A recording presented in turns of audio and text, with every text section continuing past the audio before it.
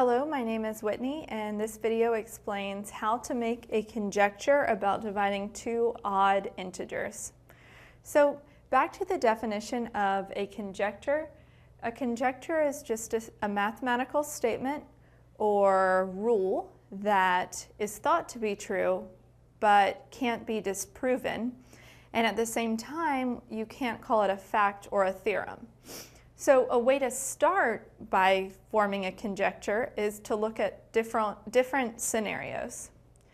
So let's take a couple of examples of dividing two odd integers.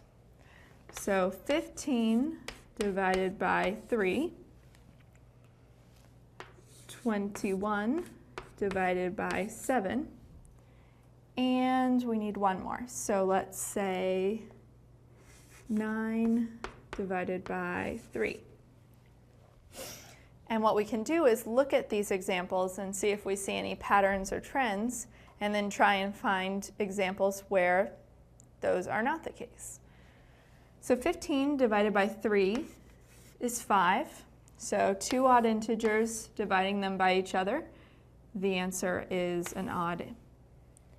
21, which is an odd, divided by 7 will give us 3, which is also an odd. And 9 divided by 3 is also 3. So we could say that a possible conjecture would be when you divide odd integers,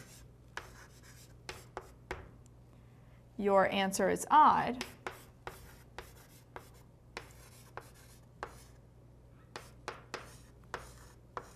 But in order for this to be true, you have to do a bit more searching and going through examples to see if this is actually not a conjecture but a fact, or to see if you can find a case where this is not proven. So where you disprove that the answer is odd. So that find a case where you divide two odd integers and the answer is actually even.